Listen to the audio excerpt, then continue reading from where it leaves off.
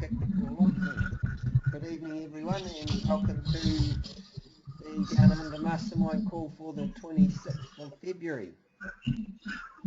Tonight we're going to be talking a bit about the 30-day marketing challenge that starts on... Hey, Robbie, can I just interrupt you? Yeah, Robbie, can I just interrupt you there for a sec? Can we all just mute ourselves out? Or Robbie, if you can mute us all out, because there's something interfering with you talking and we can't hear you. That was Tash, I think, so I've just muted her. Oh, well, you sound a lot clearer now. Yeah. I was just getting onto it. I noticed that because it shows up who's talking and where the feedback's coming from. So I've sorted it cool. out. So you'll have to start again. You can't do a conference call while you're on the toilet, mate. Why not? Because you get a cold ass. Echoes way too much. Anyway, well, so yeah, tonight we're going to talk about the 30-day marketing and blogging challenge, which is going to start on Sunday the 1st, which is in about 3 days' time. The reason why we're going to do this, why I decided to do set up this challenge was so that one, you start getting into the habit of blogging, and two, we can go through and make sure that your blog sites and your websites are all up to speed and everything's running correctly on them. And then once we've done that, we'll then go into looking at maybe setting up some marketing campaigns. The idea behind the challenge is we'll blog 3 days a week, and that's up to you. I'll pick Monday, Wednesday and Friday, but it doesn't matter, and they'll be posted on our Google Plus page that'll be set up for this challenge. And once you've posted your blogs, you'll then share your link in that group, and once you've shared your link there, you'll go through and read the 5 previous blogs and comment on them and like them, share them, and you make sure you share your own blogs as well. This way, doing that, it actually gets traffic coming to your site and also gets interaction on your blog site. If you just go out and start blogging yourself, and I mean, even if you share it on Facebook and Google Plus and Twitter and everywhere else, it doesn't necessarily mean you're going to get people coming back to your blog and commenting and liking it and interacting on it. So by doing the challenge, we actually are setting up a group where we're actually interacting on each other's blog. That means we're getting traffic to our blogs, which means the search engines are going to pick up on that, and you're likely to get ranked faster.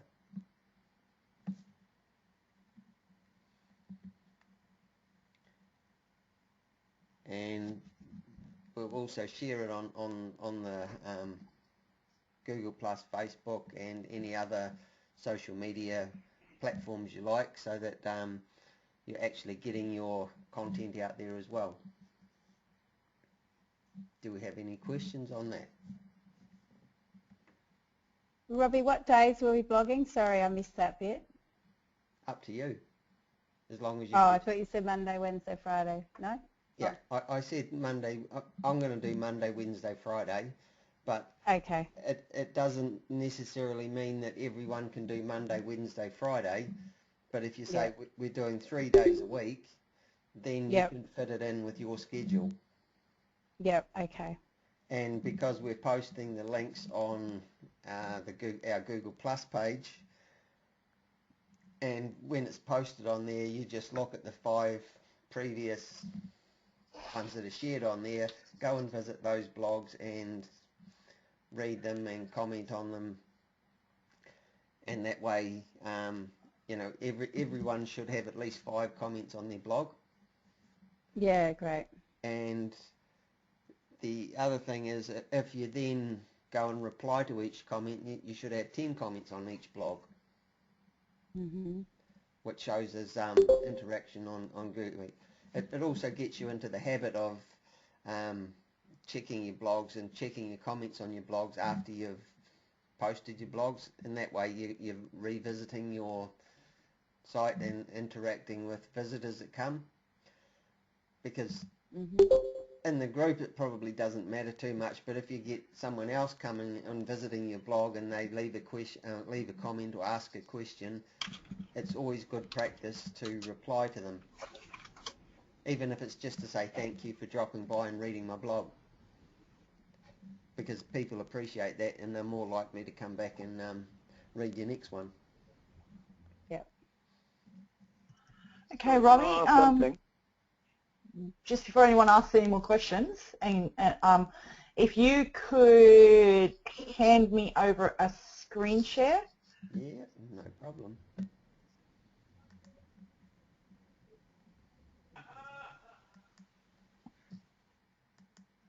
Done. Show my screen. Let me know when you can see my screen. Yep. It is showing the Google Plus community, yeah? Yeah. Awesome.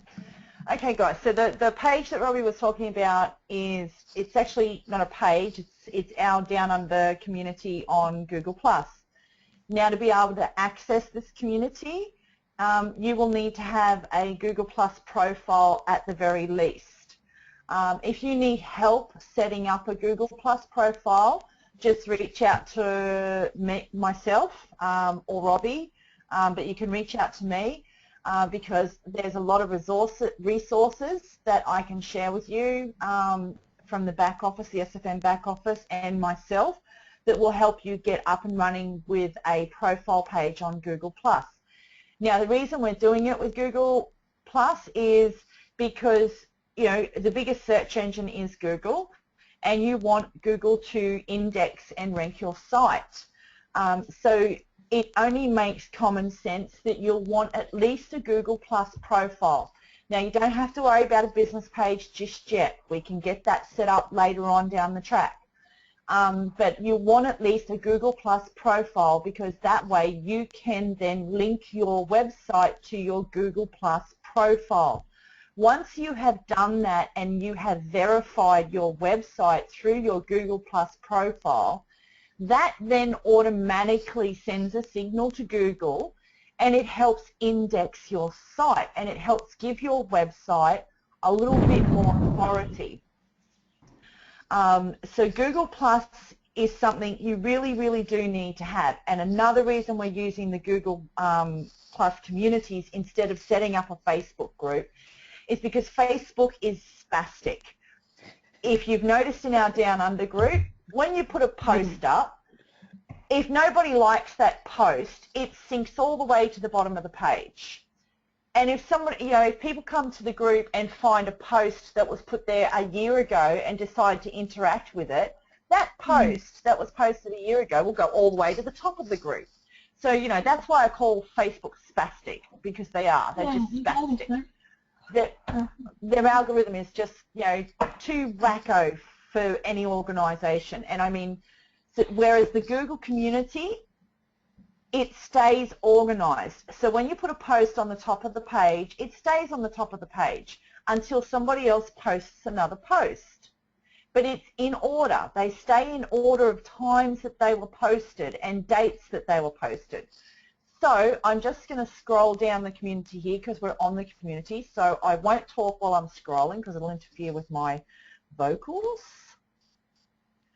I'm just going to clear that. And scroll. Whoops, too far.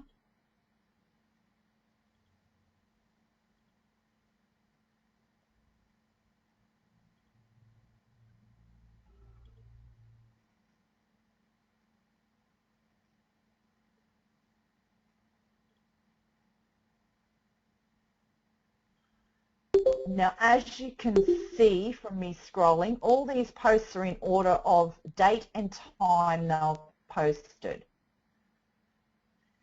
Now, once you have your Google Plus profile set up, look for Robbie or I, and we can send you an invite because this is a private group. We can send you an invite to this group and add you to the group so you can post your blog posts in this group. Now, in these communities, you will see like an index down the side here. As you can see, I've set up the topic page of the 30-day challenge. That's where we'll all be posting our blog posts. So when I set up a blog post, I'll come in here and I'll click on 30-day challenge and I'll post my blog post in there. Now the blog posts will stay organized in there and they'll be easy to find instead of scrolling through a general news feed where they'll be, I mean, they'll still show up in the general news feed here, but if when you're posting your blog post, before you post it in the general news feed of the community, come to the 30-day challenge, click on that, and it will open up that news feed. There you go, and there's no blogs there, there's nothing there because we haven't started the challenge yet. But once we start the challenge, this is where we'll post them, is here. So when you come in and you post it and you look for other members' blogs, if you click on their post, it will take you straight to their blog site. You won't have to try and remember a URL or anything else like that. You'll be able to just click on the post and it will open in a new window and take you straight to their blog post. So you'll be able to read that person's blog post who's involved in the 30-day challenge. You'll be able to leave a comment on that blog post, and we will all be able to share each other's blog posts on our own social media challenges, like circles and stuff, which is going to be pretty good for some of you guys because I've got, over, 3,000 plus followers on G+. And I've got something like 250,000 views on my profile. And this will also help you build your Google Plus profile up as well by doing this. So that's all I wanted to explain was it's the community page. It's a private community. You'll need to set up a Google Plus page profile page for yourselves. If you don't know how to do that, let us know how to do that. You'll need to use, it's best to use your own name when you set up a profile. I'm a big believer in owning who you are. If you don't want to use your own name for some reason, you could, of your own, some personal reason, think about what your website name is and maybe make up an acronym out of that of two names, a first name and a surname, and give it a birth date, give yourself a birth date, a reasonable birth date over the age of 18, and set up a Gmail account under exactly the same name.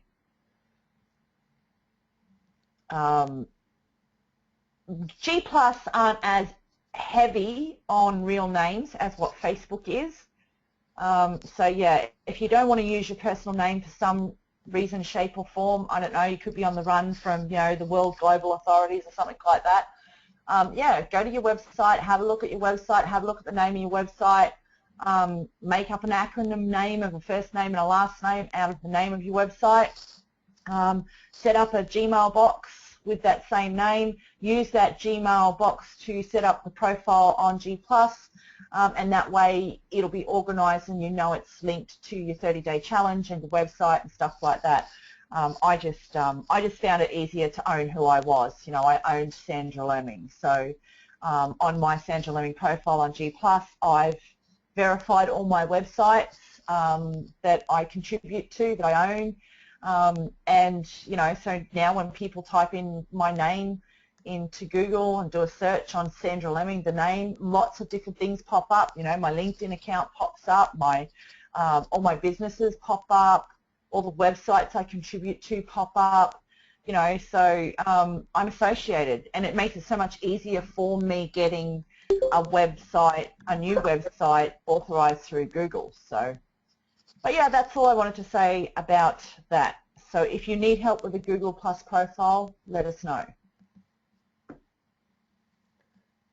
You've done a video on that, haven't you, Sandra? The training video? I have. Yeah. Yes, I have, and I have a support group for Google in the SFM community where I've shared lots of resources. There's also some training in the back office that I have found hidden away that is up to date and very current that I do believe Patty Perry has done as well, which is really good. So it shouldn't be a problem helping anyone who needs a Google Plus profile to set up. Yeah. Cool.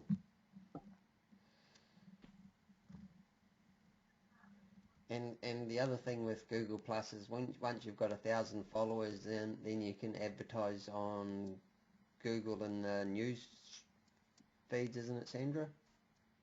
Yes, once you have 1,000 followers on a profile, like on whether it be your personal profile or your business page, but as long as you have one of your profiles that has 1,000 followers and you have other profiles attached to that, like I'm Sandra Lemming on, this is a perfect example, I'm Sandra Lemming on Google+.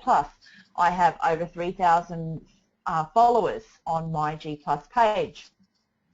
And because I have set up my business pages through my Sandra Lemming profile, so they're attached to my Sandra Lemming profile, I can actually go to the Google AdWords and I can do what's called a display network ad, and I can actually boost a post on one of my business pages or on one of the business pages that I contribute to. Even though those business pages don't have 1,000 followers, I have personally on my personal profile over 1,000 followers.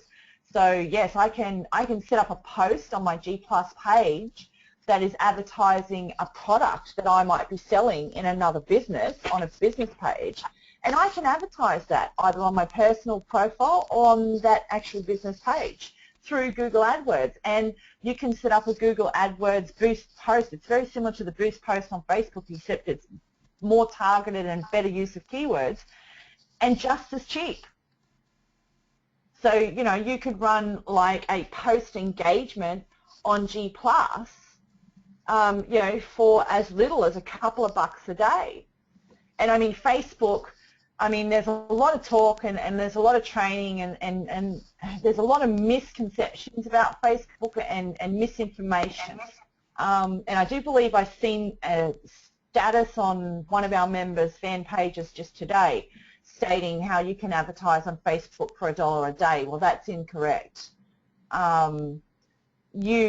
The minimum you can advertise on Facebook per day is $2.50. It's actually not $1. The only way you can get it to $1 a day is if you go into Power Editor and you have a lot of data and you've got custom audiences and you've got lookalike audiences all set up, and you can get clicks on your ads at, like, you know, 5 cents a click through to a purchase point. That way you may get leads for $1 a day, but you can't advertise on Facebook for $1 a day. They have a minimum of $2.50. However, on Google, it's a bit different. So, yes. But yes, you can. Once you have over 1,000 followers on one of your profiles, that's, you know, whether it be your business page or your personal page, you can do what's called a display network ad, and you can do up a post, and what they do with that post is that particular post of yours that you're advertising through Google, they take that whole post and they put it on all their display network sites as an ad. They run it on all those sites congruent with the keywords that you have chosen. And the great thing about that is, you know, on somebody's website, you know, they'll be seeing your post that you have on Google. And if they click on that, they can like that post, they can comment on that post, they can even click through and follow you. So you can use it to, you know, gain more followers, boost engagement and that sort of thing. But Google Plus is pretty easy to get engagement. Usually if you put up a post and then you scroll the stream, and the stream is just basically the home feed, is here. Click on that. should load It's loading. slowly. Yeah.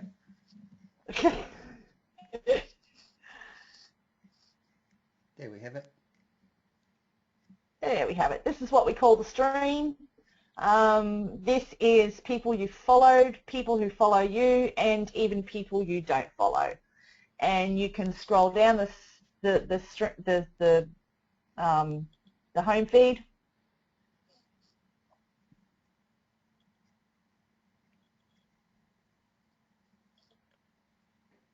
I love G+, like I do Pinterest, because the imagery here is fantastic. So, you know, I can see some of these making fantastic ads on the display network of Google. But yeah, you can, you know, you may not be following somebody, but you can look at their stuff and you can like it, you can click like, you can share, you can comment, and you'll get engagement back. A lot of people will engage with you on Google+. It's a great tool for attraction marketing and building a relationship. And as you can see, it's not a lot like Facebook. I mean, it's like Facebook, but it's not like Facebook. You know, a lot of the posts here, they're not, even though a lot of these posts are coming from business people, they're not advertising promotional per se. So, you know, you can click like that. Like, you know, GB Gift for Blokes, you know, they have some great gifts, but they don't always do promotional advertising, you know. They stick stuff up to get them engagement. And people will, you know, engage with them. But, you know, if you clicked on, you know, you clicked on that and went to their profile here, you know, you could easily get to their website, not a problem. Whereas Facebook isn't like that. Facebook's just, it's spastic. I don't like Facebook. It's spastic. It is. It's spastic. In the background. I agree with you, Sandra. Oh, look. See, there's a post from Kathleen. Do you have a business plan? Well, I'm going to click on this. And I'm going to comment. Yes, I do. Oh.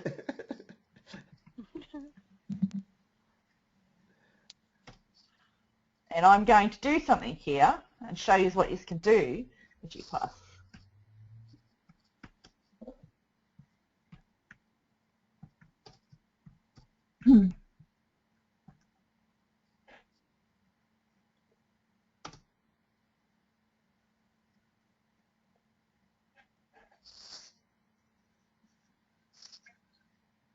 And then I'm going to share it.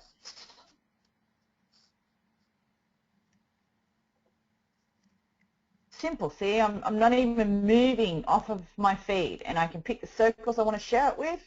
You can share it with one specific circle, so I can share it with just all of us Downunder crew, or I can pick one of my other circles, so I can scroll through. If I shared it with just one circle, that would be considered a private share. So not everybody on G+ will see it, just the people you shared it with will see it. If you want to share something with a circle and make it public, you'll need to open up your circles down here and click on public. And then once you share it, it'll be a public, see, shared publicly like this one here, but it'll also be shared with the Downunder crew here.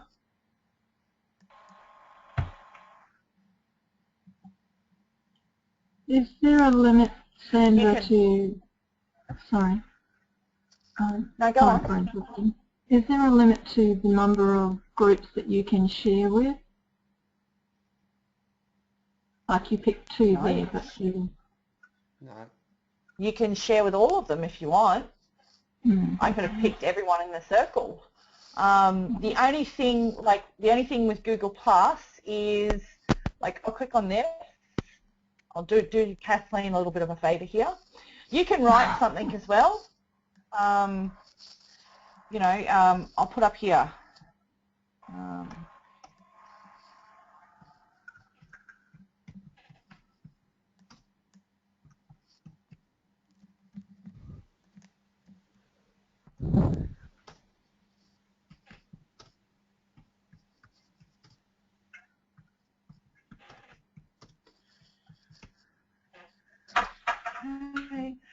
I'm going to write on that. And what I'm going to do is I'm going to share this in a group now.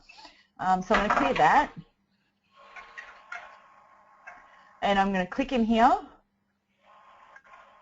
So you can share with as many circles as you want. So you can just share it public, or you can share with all your other circles, or you can share it with 2 circles. But you can also share in groups. So I'm going to pick a group to share this in that I know has lots and lots of members in it.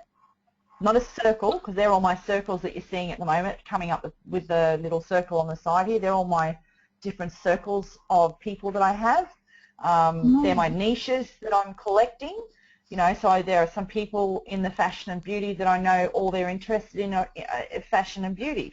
There are people that I know all they're interested in are food and drink. So you can set up circles for niches, and you can put people in those circles and build niches. So depending on your marketing or your sharing on G+, you know, you might, you know, your SFM, you might be trying to target, like, say, franchise, people who are looking to purchase franchises. If you've taken the time to collect people and put them into a circle and said, you know, and put, you know, franchise interests, you know, then that SFM ad or that SFM post that you're putting in, I mean, you can make it like a post, and it can be an ad. You can then share it with that group, that franchise interest group circle only, and only share it with them, and only them will see it.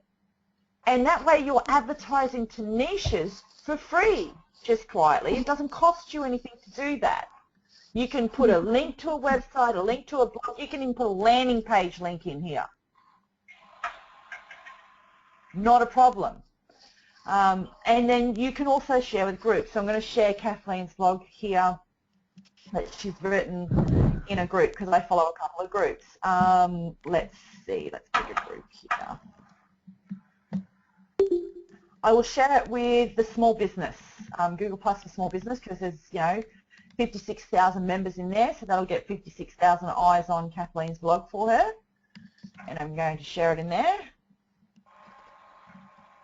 Okay, and I'm going to pick a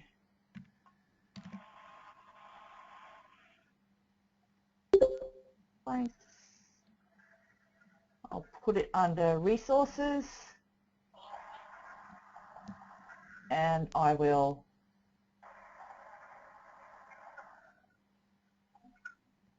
share. There you go. So now, without even moving out of my newsfeed, I have been able to like Kathleen's post. I've been able to share it on my side of things, and I've been able to share it in a group for her, so over 56,000 people will get a look at it. And these little things here, these little red things here, you just scroll over for that, and it tells you, it'll give you a look in some tips. You know, so at the moment, this particular chick, you know, Funworm, and her post is hot. It's hot on Google at the moment. So it would, you know, if you resonate with that particular post in any way, shape, or form, you know, you could connect with her. Like, you don't even have to follow her if you don't want to. Like, you can scroll over her, see, I don't follow her. You can still interact with her post. That's the beautiful thing about this. So I can like it, I can reshare it, and I can, you know, I can comment, and I can go, you know, something like this.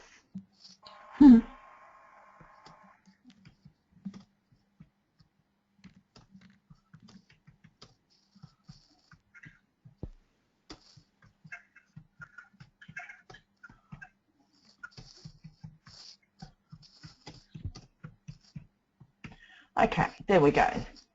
So now I've just, you know, I've just that's resonated with me. I've just commented, I've liked, I've shared. She'll see that comment, and if she wants, she can come and she can click here. Like this comment here, I can click here and I can like this chick's comment. So I've just interacted with this chick. She'll be notified that I've liked her comment. She's not, you know, in my circles, and, you know, she'll get to see who I am. So she can scroll over my name and see who I am. And she can follow me or come to my page or whatever. Very, very simple, you know, and it's easy. G Plus is easy. It seems confusing, and if you try and bend it and push it and shove it like Facebook, it will chew you up and spit you out. Because I can guarantee you this, on G Plus, a lot of people who are on G Plus used to be on Facebook in the old days. Facebook started making changes. They absolutely became disgusted with Facebook. They didn't want their private information shared. They didn't want Facebook to have the access to sell their private information off, which is what Facebook does. They sell your name and your email to all these companies, and that's how come you end up with all this spammy shit in your email box, and you go, I didn't subscribe to that. How come, you know, that's ended up in my email box? And you look at it, it says unsubscribe. It's because Facebook sells off your shit.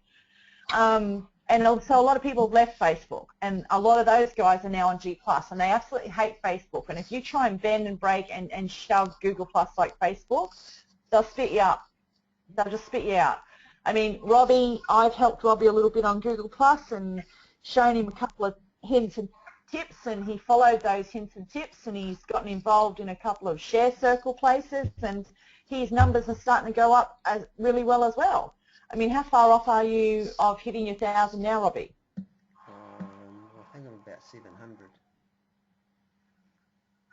Cool. You'll be there in no time. I know. I'm working on it. 600. Not good enough, Robbie.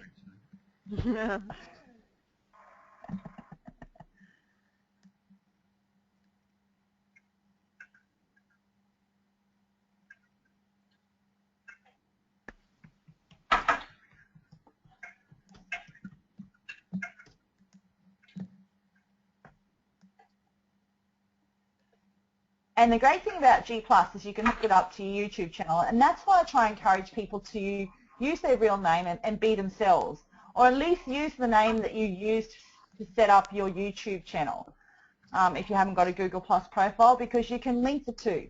And once you link the two, the great thing about that is every action you take on YouTube, every video you like, this is the way you can set it up between Google+ and YouTube. Every video you like, every comment you make on YouTube, every video that you share of somebody else's and your own, every video that you upload all gets shared onto Google+, onto your Google+ page. That's the power of linking and being congruent. So, you know, when I go onto YouTube and I'm scrolling through YouTube videos and I'm commenting on YouTube videos, whether it be one of Robbie's or whether it be something totally obscure or whatnot, when I like that, when I comment on that, when I share that, because of the way I've got my YouTube channel set up, it will share directly back to my page here on G+. And that means that gets seen by over 250,000 people, because I get around 249 views, 250,000 views on my page every day. So, yeah. Wow. Like, if I bring this up, and that's why I rave about Google+, and I keep saying Facebook is spastic. Because Facebook is really trying to control you. They just want to control you. They want you to be a Facebook drone. They want you to be a Facebook robot. And I've never been really good at conforming anyway, so. But yeah, there's my page. I have 3,346 followers, and I've got 242,281 views just today alone. Oh, mackerel.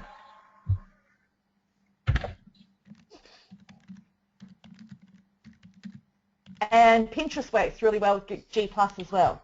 Facebook doesn't like G+, for some obscure reason. Gee, I wonder why.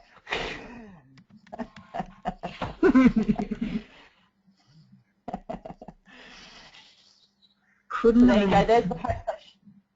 There's the post I shared for Kathleen in the group that had over 56,000 people. Anyone who's a member of that group will actually see that on my page, and they can like it, they can comment on it, and they can share it. If there are things you want to hide on your page, you can. You can just click down and this little thing opens up. You've got all these choices through here. You can disable comments. You can disable reshares. You can mute the post. You can embed the post. So if I, say I wanted to embed this post on a website, it would be as simple as clicking here, clicking on embed post, and copying that code, going to a blog post on my website, and pasting that code in a blog post, and I have then shared that post, that whole post, on my website. And on my website, people can come along and click like. They'll be able to comment on it. They'll be able to, come up, come here to my page and like my page and whatnot. So that is why we're using Google for the benefits of our challenge, because one, we can keep the posts organised in our community so they're not being lost, so you'll be able to see in order the blog posts that have been posted before you've come into there and posted yours. So it's easier for us to all actually visit each other's websites and comment on each other's blog posts. And the power of that for your websites and your authority will be phenomenal, because it's not only just for the ranking of your website, it's not only for the authority of your website in the search engines, it's also social proof for you. It builds social proof. So that's why we're doing it that way. Oh, God.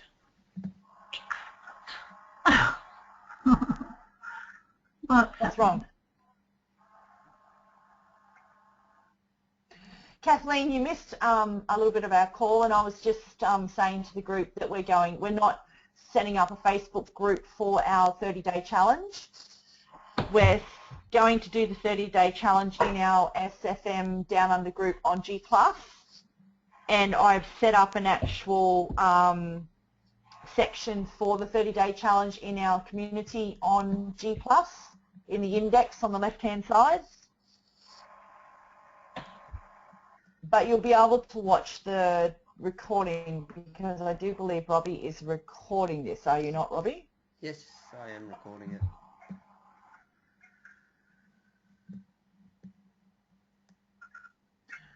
You've lost me, Kathleen. Well, I'm just hiding under my desk at the moment. Hmm. What are you doing down there? Ah, tracing internet. She's trying to hide. No, there's no hiding from us, Sandra. So I do believe I've stopped sharing my screen. Have I, Robbie? Yeah, cool. Yeah. Good. Yep. So you should, my screen is back on now, is it? Should be, yeah. I don't know, I can't see. You'll have to tell me. I'll have to pull it up. Do-do-do, do-do-do.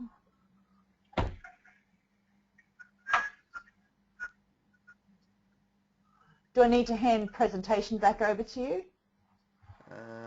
Yeah, probably. Change presenter, yes. I can probably do that. Robbie, there you go.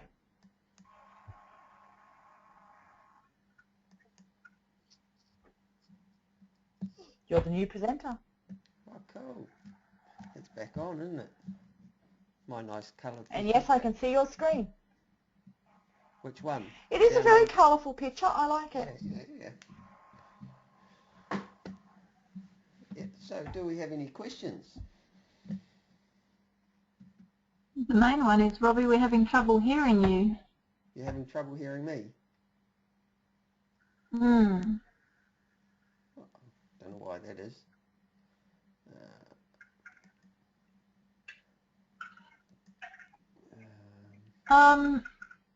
One thing that you said was that we were going to learn how to write,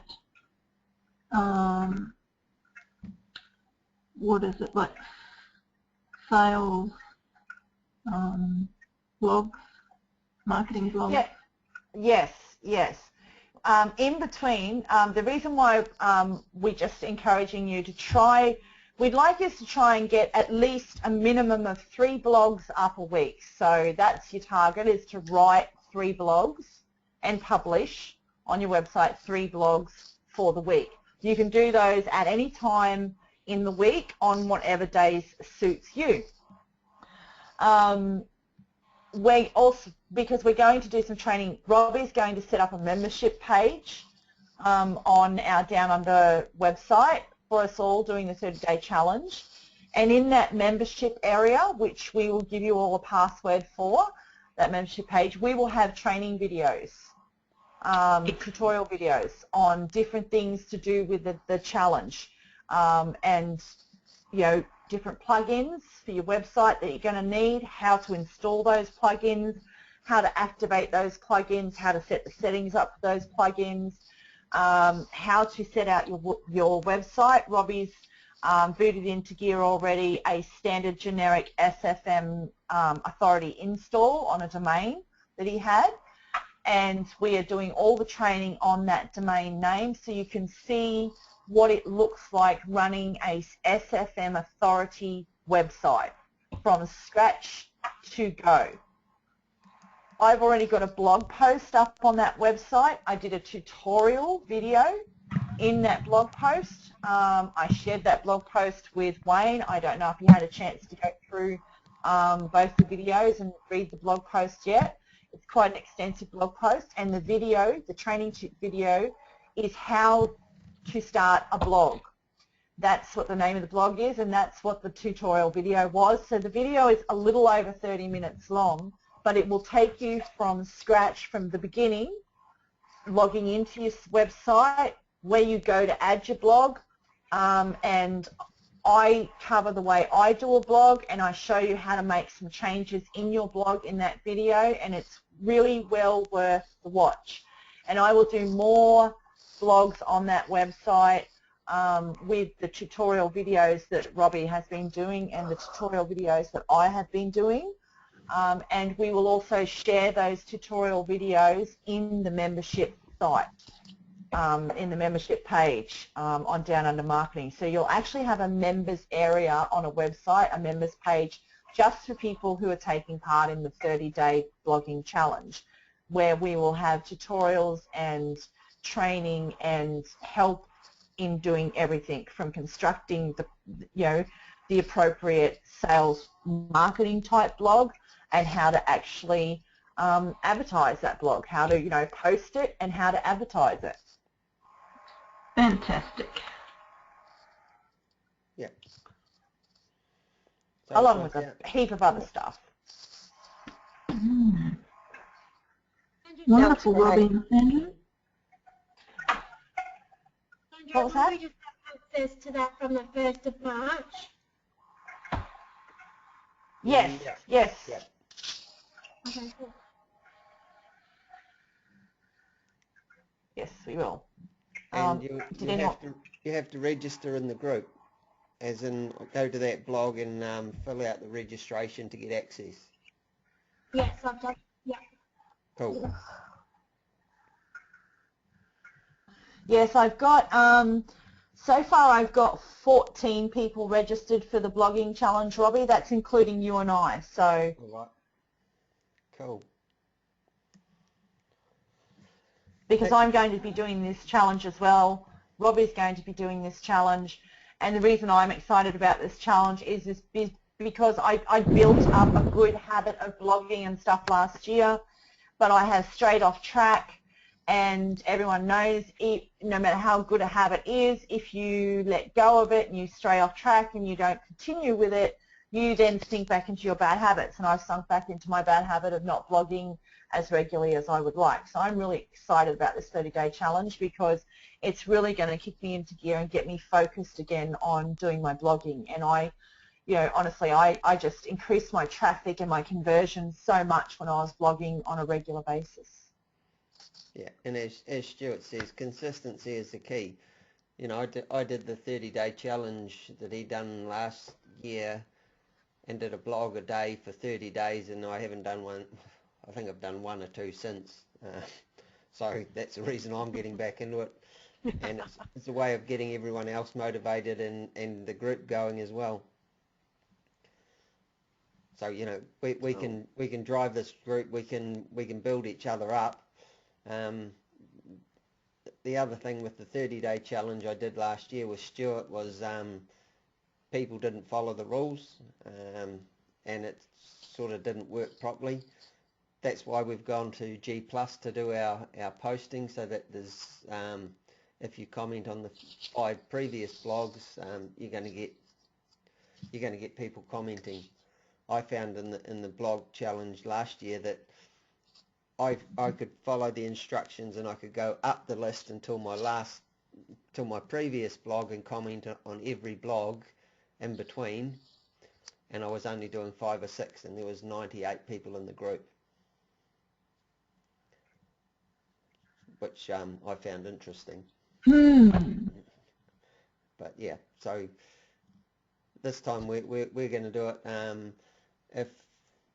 But this is going to be a success, and then we might roll it out to a larger audience. Maybe we'll see what happens. But I think we'll make it an ongoing challenge, so that once we start, we can continue on, and that way you'll keep in the habit of blogging 3 times a week. You'll build momentum, and over time you're going to get ranked in Google. It's when you stop and start, and you know you go hard for a month and then stop, and Google looks at it and these aren't consistent, so you don't get ranked, and your followers drop off as well because you're not being consistent. And that's the key. Consistency is the key. If it's blogging once a week or 3 times a week or every day, as long as you're consistent and do the same, your audience will get to expect it and know when you're going to be posting and follow you more.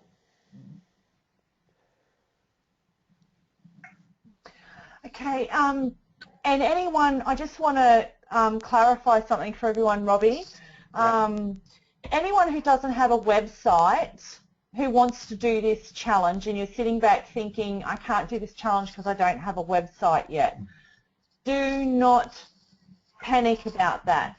Whilst I'm talking, Robbie's going to pull up our website that we're going to have the membership page on, and he's just going to show you that. We have a website you can use. Okay, so if you don't have a website yet, that's fine. You can use your digital bloggers page if you want.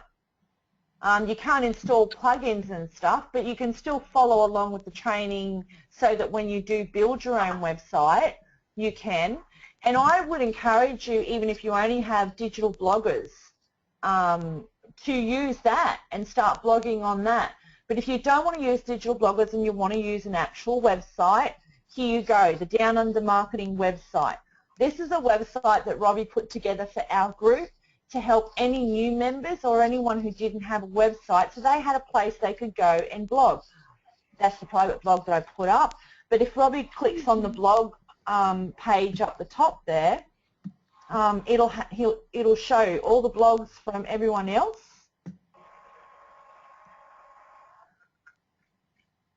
So if Robbie was to click on one of the pages up there, is it the home page or the blog page up the top there, Robbie? It's on home.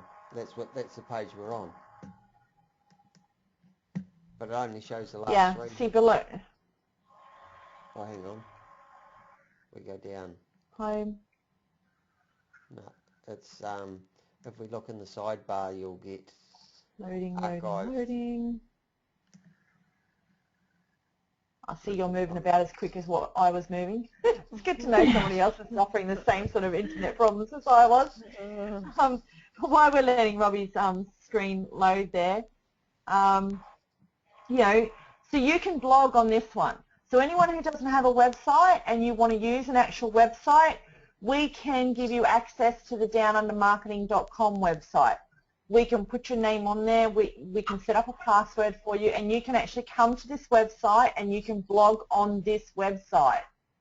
And that blog will have your name on it, and you can share that blog post on G+, you can share it on Twitter, you can share it on Facebook, you can share it wherever you like, and we will all go to that blog post on this website and comment at the bottom of it for you. So you're building your social proof. So if you don't have a website, you can still join this challenge. We can give you a website. Or you can use your digital bloggers blogging platform. And what you're doing for yourself, I mean, you may not be able to do the training as far as installing plugins and that sort of stuff goes, but you can still do the blogging side of things. You can still market your blogs on digital bloggers. When I first started with the SFM, that's all I had. I didn't have a website. I just had digital bloggers from the SFM. And I used to market some of those blogs. I used to run ads.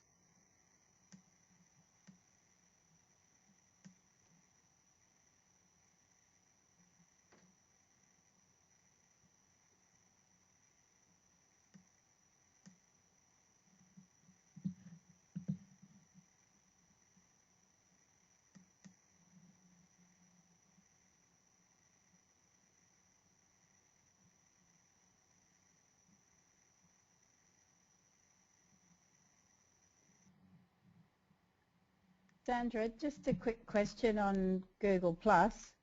Mm-hmm. I've got a private account. My authority site is Kim McKee Online, and I'd probably prefer to set up a Kim McKee Online Google Plus account.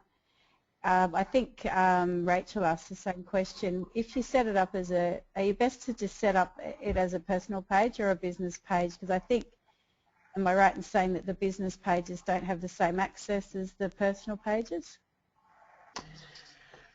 Okay, there is a difference between business pages on G+ and personal profiles. Just like on Facebook, there's a difference between your personal profile, like a profile page on Facebook, to what there is a business page. Your business page, your fan page on Facebook will do different things. Yet you have to have a fan page on Facebook to advertise. Yeah. Okay. So if you want to drive traffic, if you want to set up a business page, you can set up a business page off that private account you already have.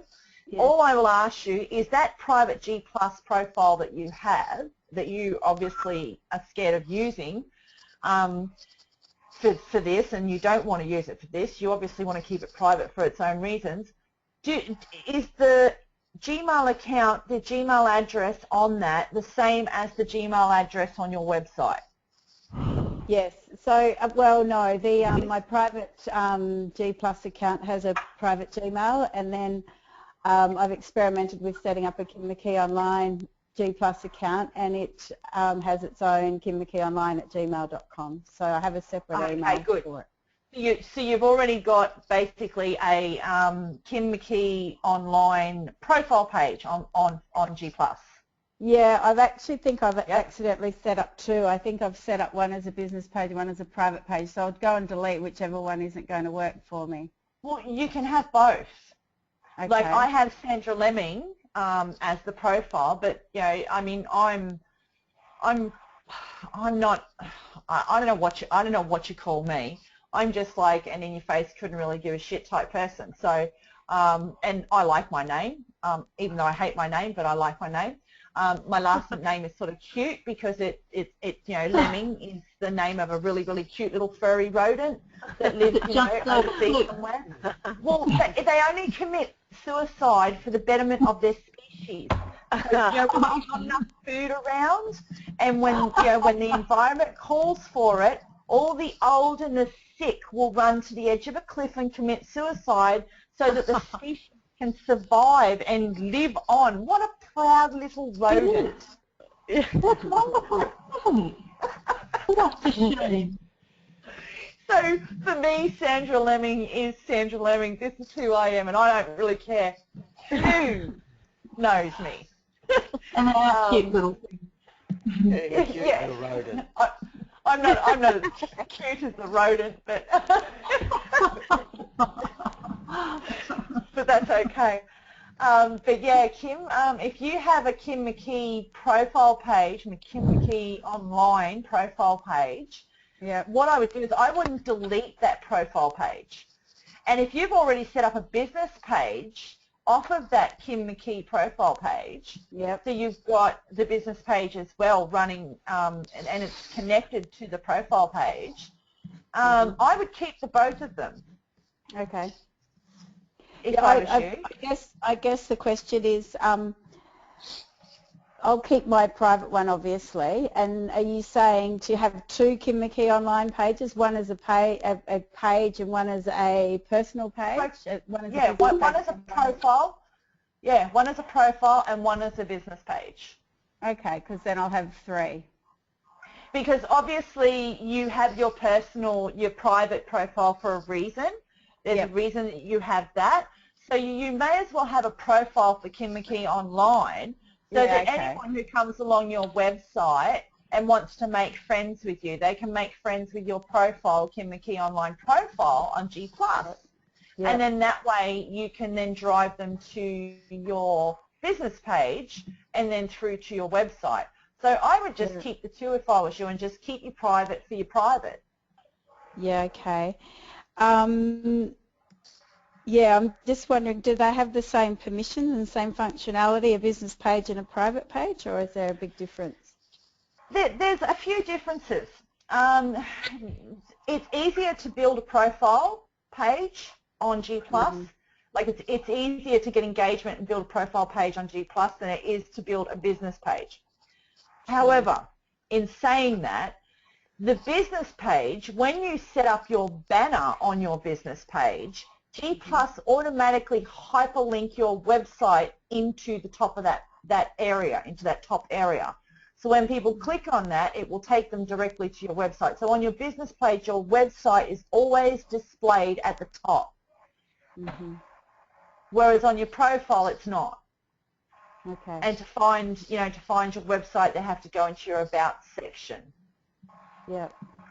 Okay. So I would just keep the two of them if I was you, Kim, and I would work them as if, I mean, it's sort of like you're going to have a split personality. You're sort of going to be like a Sybil.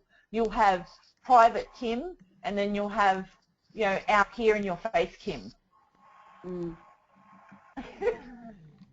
And okay, because at the moment now I've got three. I've got my private Kim, and then I've accidentally or somehow I've set up Kim McKee online as a private and as a page, and also as a business page. So I've got three now. Yeah, I mean, if you want to, if you want to bring yourself out of the shadows with your private one, you can always, I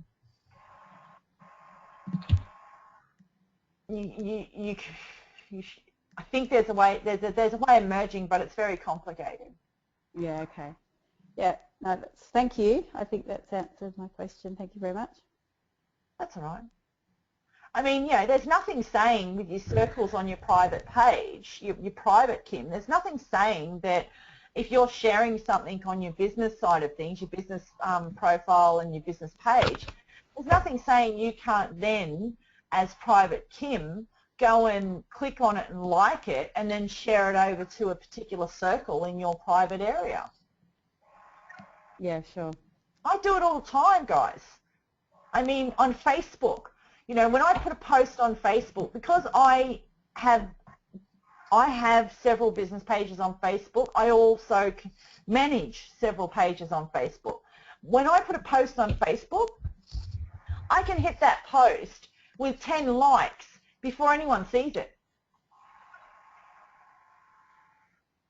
And I can do the same on G+. I can share a post anywhere on G+. I can share it on Downunder Marketing, and I can have at least at minimum 6 likes on that post before anyone sees it. And I can do the same on mine, because if you're a manager of different things and you have a couple of things, you can utilize that to your benefit. So I mean, yes, on one hand it may seem a bit cumbersome, but think of the pros here. Okay, well, I have Kim Private, I have Kim Online and Kim Online. So I could post something on my business page, then I can go and like it with the profile page, and then I can go and like it with my private profile page. So I've already got two to three likes on that before anybody else has already seen it. And what that is that going to do? That's going to shove me up higher in the seeing rates, so I get a better option of getting more likes on there from people who don't know I exist yet. Yeah, that's one of the pros. Always look for the rainbow. No matter how tedious or bad a situation is, guys, look for the rainbow. I mean, that day when I was flooding, and I flooded. I mean, the water came into one end of my bedroom and it was up to my ankles. I didn't have enough towels to dry it up. And the bathroom wasn't much better. And then I rushed outside with shovels and stuff, and I thought, oh, well, I'll fix you, water. And I started digging extra drains because we got so much heavy rain that the drains that we had around the house couldn't handle it. So I thought, well, screw you, water, I'm going to fix you. And I started digging channels, and that's how I got bit on the toe by the redback spider, because I disturbed a redback spider's nest whilst I was digging, and an angry redback came charging at me, and so did a heap of others, and I thought I killed them all, but one bit me. Well, it ended up dead. I didn't have time to lay down and die. I didn't have time, and I mean, they freaking hurt when they bite, the little bastards. I mean, well, apart from the fact that they're deadly. But, I didn't have time to lay down and die. Because it was either, I could sit here and whinge and sook and think, I better go to the hospital and get some antivenin so I don't die. But by that stage, half my stuff in my house would have been ruined because, it wouldn't have been long before the water came from the bathroom and the bedroom into the lounge room and ruined my TV and as it was, I had some drawers and things that I had to ditch. But, by getting out there and digging, I mean, all I did was I just whacked a tourniquet on my toe. I just, strapped it with a zip tie that I happen to have handy. I just zip tied my toe so tight that, I thought I was just about going to chop it off, and I ripped out the box cutter on it and I cut the bite. And I cut the bite pretty deep, and I mean, that hurt too. But the good thing about that was the pressure from the zip tie, all the blood built up in the toe, the cut, pushed most of the venom out. I mean, yeah, I got a little bit sick, a little bit shaky and sweaty and stuff, but, nothing too serious. And the toe is pretty much cleared and healed now as it was. But, at the end of the day, I said to myself, well, although that was pretty full on, I've managed to divert a crisis, got the water away. I can still cut myself without a problem, without whining. I'm going to relax, everything's dry, there's no more dirt inside, there's no more water inside, and I got rid of a redback nest, and my floor was absolutely spotless because once we dried up all the water and mud and everything, I had to, I had to mop and everything, so my floor, you could have eaten off of it because I mopped it several times with hot water and bleach. So, all the germs were killed and everything, so I could have just put dinner on there for you and you could have eaten it. So, lots of rainbows at the end of that day, lots of rainbows. Sandra, it's Leanne. Yep. I have a quick question, but it's totally off the topic, and I probably should have asked this way back when I was going through the modules, but I just was obviously concentrating on other things, so I didn't. I just didn't think it was for me at the time. But we're heading into the next stage in my business, obviously into the marketing stage, and marketing budgets and things like that. And just, I've heard so many people say, obviously your marketing budget varies. It just depends on how much you can afford and all that sort of thing. Down as little as $5 a day up to whatever it is that you can afford. I've just noticed that a lot of people kind of start off at $20 a day. And my question is, what do you get in the market in marketing for your dollar? I don't understand if it's a lower amount or a larger amount. I'm just not quite sure what you get for your buck, if you know what I mean. Okay. Yes, what you get for your buck. A lot of people start off with $20 a day. because they get to put their ad in front of, this is on Facebook, they get to put their ad in front of more people. Right. So let's say I'm going to do an ad on Facebook. I want to boost a post, I want to promote a post. So I go into Power Editor and I just, pick the post and I design the post and everything, and in there I can choose a bid. Now, if say I want to, say I have 6,000 people on the page that have liked my page, and I choose $5, I choose to bid $5 a day. And I've got my targeting and everything set. The maximum, they'll give me a maximum of people that ad will show to for the $5. So it may only be a maximum of 1,200 people for the $5. Whereas if I up the bid to $20, it will show it to more people per day in that, in whatever targeting I have picked. Okay. So your bidding, really all you're doing with your bidding is increasing the amount of eyes on your ad. And that's similar to AdWords as well. The higher your bid, the more eyes will get to see your ad. So that's basically what it is. Just more. The more you put, more you budget each day is the more the eyes that will see your ad. Yeah. That's pretty much, putting it in layman's terms, that's pretty much all it is. And is that higher the bid, is that the the more same people for will you? see. Is that the same for YouTube as well? Because I'm not really interested in Facebook marketing. I'm more into YouTube marketing. Robbie? Yeah, it's the same. Pretty much the same across the board. Oh, okay. Yeah. The more you pay, the more views you get. Right. Okay. And how do they work out, like, how many cents per click? Is that all based on your marketing budget? No, that's all based on their algorithm. Right, okay. I can't believe I'm asking these questions. I wouldn't have been able to understand any of it ages ago. Oh, That's okay. That's okay. Thank you very much for that. That's shed some light. Thank you. That's okay. That's okay. So yeah, when people talk ROI, when they're telling you about advertising and stuff and their ROI, all they're talking about is their return on their investment.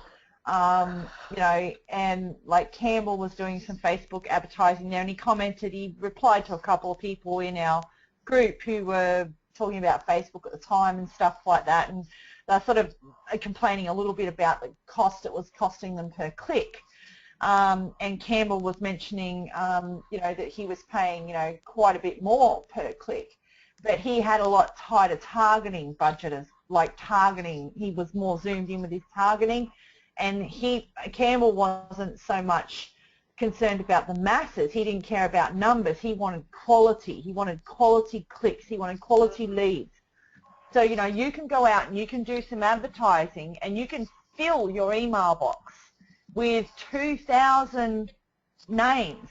But if not one of those 2,000 people purchases anything from you, what is the point of having 2,000 names? Exactly. So your return on your investment is going to be very low. You'll have a shitty return on your investment because nobody will click buy. So your return on your investment, which is your advertising investment, your return on your advertising investment will be really shitty because, nobody's purchased anything off of you. So. And you have to understand what your ad is for too. So when you're designing an ad, you have to be very clear in what you're designing that ad to do. Are you designing that ad just to get engagement? Or are you designing that ad to drive people to a website? Are you designing that ad to build a list? Are you designing that ad to specifically get opt-ins? So, each of those ads will look and be worded slightly different. And that's why a lot of the big gurus like Tom Breeze and Stuart Ross and a lot of other people will say to you, they don't put an ad together in 5 minutes. Sometimes they can spend a week putting together the one advertising campaign because, they want to have a clear, definite, defined task for that ad. So it's sort of like there's no point in doing an ad up and advertising it and expecting it to do the job of a lawnmower when it's only a whippersnipper.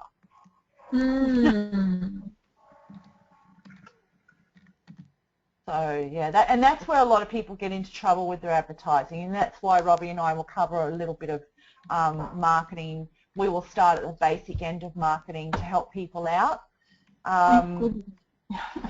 through the blogging challenge. Oh, great. Yes, because there's a lot of confusion out there when people are starting, and they do the wrong things, and it gets them in trouble. Yeah. And then when you get your ads banned on, or your accounts banned on Facebook and Google, it's hard to get back in there. So if the best option is not to get banned in the first place.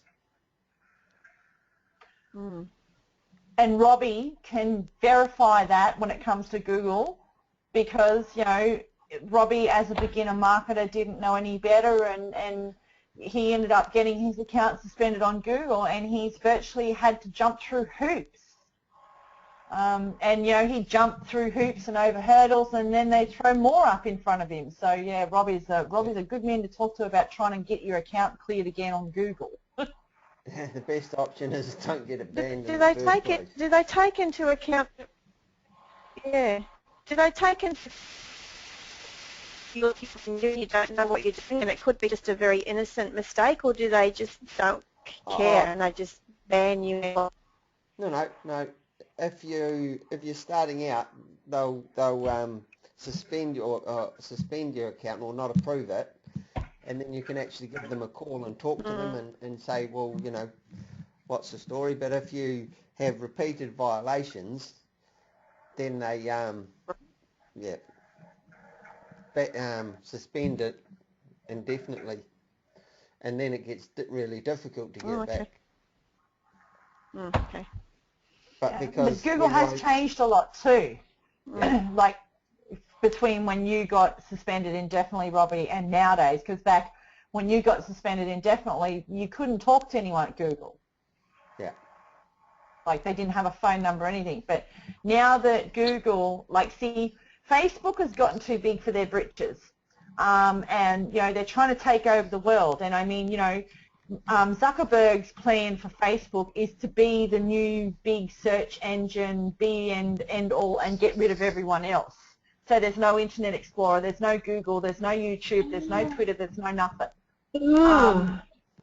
And that's his plan. And, you know, Twitter and Google and, you know, a few other people have taken offense to that. And people are exiting off of Facebook left, right, and center. I mean, I know they can claim that they have, you know, so many billion members and this many million members joining each day. But a lot of those members who are joining each day are just internet marketers who have been, who have had the old accounts suspended, which haven't been closed down. And don't forget, Facebook doesn't only count personal profiles either. They count business pages. And when you look at somebody like Guy and Lan in the prime of their Facebook advertising days, they had over 32 fan pages on Facebook. So there's Guy and Lan, they're counting them as 2 people plus their 32 fan pages, that's 34 people? I don't think so. And I mean, you know, statistics can be worked. You can work statistics to say whatever you want them to do. The government does it every day here in this country. I mean, hell, they did it back in the day with adding fluoride to water. You know, they gave you statistics of how bad your children's teeth were and how quickly they were decaying, and gave you all these reasons as to why the fluoride in your water will prevent decay in children. There was no evidence anywhere to prove that. But they got it through anyway because the way they manipulated the statistics. Then they put the fluoride in the water, and they're still not willing to stand up and admit to you that the fluoride they're dumping in your drinking water that's coming out of your taps every day that you're drinking and giving to your kids is, 1, linked to cancer, 2, is extremely highly linked to causing Alzheimer's disease and dementia, because the fluoride builds up on your pituitary gland in your head, in your brain and blocks that with this hard sort of cement-like calcium, which then, you know, causes dementia and Alzheimer's and stuff. And it does absolutely nothing for tooth decay. Yet they fudge the statistics all the time, claiming that the teeth are better, which is bullshit. And they haven't even told you that the fluoride they've put in your drinking water was the same friggin' poison that Hitler was using in World War II to poison the friggin' Jews and to turn half the friggin' countries that he was taking over into submissive robots. And yet people over here are up in arms going, yes, put fluoride in our water and save our children's teeth. I mean, God forbid, you know, what, you know, should we put bleach in a cup and give it to our kid and say this will kill the germs on the inside of you? Well, I mean, you've got bleach in your drinking water as well. There's chlorine in that as well.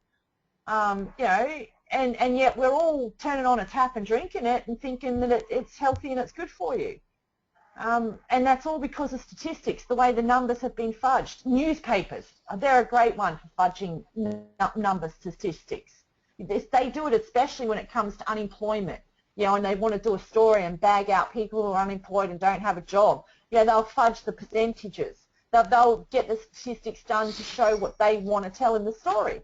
It's easily done. I used to pick up a guy who did statistics for the government, the state government here in Queensland, in Mount Gravatt when I was driving a taxi. He was a regular afternoon pickup, and I used to drive because he was like a $50 fare, and I used to always be there to pick him up. He always told me how, you know, how easily it was, depending on the parameters that you typed into the computer, to get those numbers to say what you wanted them to say. And the government did it all the time, and they still do it. So, you know, a lot of these statistics about Facebook being the biggest, brightest, bestest. I mean, I shared a video from Twitter tonight in the Downunder group. I think only one other person has seen it, and that was Robbie. I think, oh, maybe Terry might have seen it and commented on it. It's an actual video from Twitter showing you the benefit of a new advertising like a feature that they have on Twitter. And it's a video, and it's just a short 4-minute, 35-minute video telling you about this new promotion tool that they have on Twitter. I mean, you can do very successful advertising on Twitter. A lot of people are actually saying they get more money, you know, more back for their buck than they do on Facebook. Then other people are saying Twitter doesn't work that well for them. You know, it's shitty. But then again, you use Twitter the wrong way and have the wrong target, of course it's going to be shitty. There's a lot of people who say Facebook, they've advertised, spent hundreds of dollars on Facebook and never got, you know, a brass razoo from it. You know, it's all to do with, you know, knowing what you're doing. So depending on what advertising platform you're going to pick to advertise on, make sure you're willing to master that platform. And I really personally don't mind which one you choose. But if you decide to choose Facebook, make sure you master it. And you're gonna have to invest in your education. And you're gonna have to go outside the SFM, because the SFM does not specifically hone in on Facebook marketing alone. They're an internet marketing education platform. They teach you about business and a business system and how to do business online and how to be successful in any business online. So they're not a target Facebook trainer alone. So you're going to have to spend more money other than the SFM if you're going to go outside the SFM. And depending on who you go to will depend on the money that you have to pay.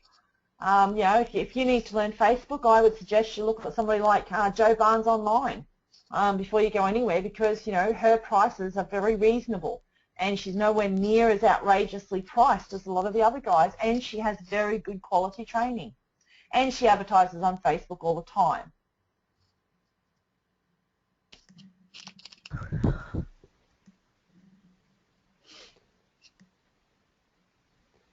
Well, if we I focus on a lot of organic training. I do a lot of free stuff, you know, a lot of my traffic and a lot of my sales and a lot of the stuff I do, you know, a lot of it is free. I mean, like, you know, I was selling a product there. I haven't even done any advertising to the particular product yet. I just did a blog on it. and just shared a few posts around about it, contacted a few people by email, shared it in a few groups, you know, and, you know, I've already made $150 in commissions off that product, and I haven't even done any advertising on it yet. So I'm going to be well in front when I do some advertising on it.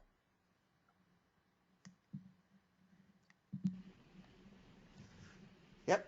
It's all just a matter of how tenacious and how hard-working you want to be. Mm.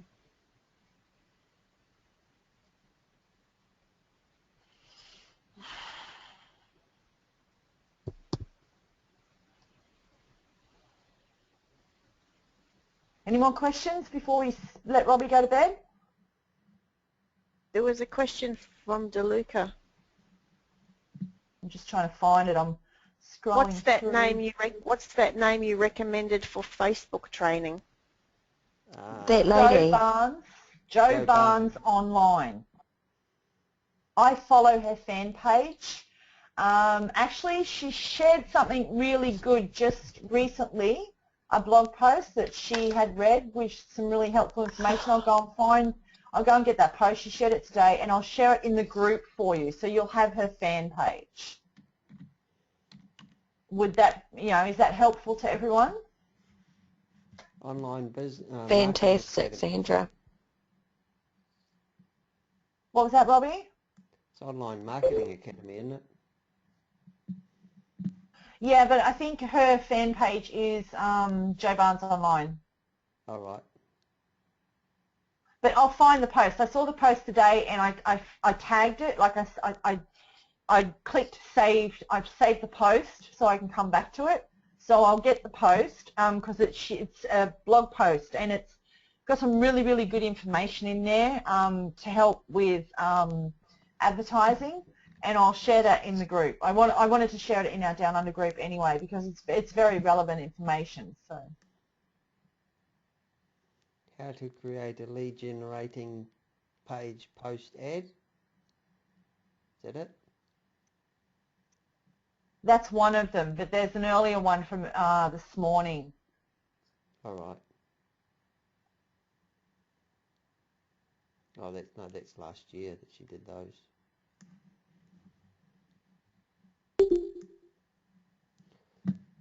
No worries. Night, Kathleen. I miss saying good night. So did I. We'll call that a night, and Yes. for those doing the challenge, we'll talk to you on Sunday. Thank you, everyone. Good night.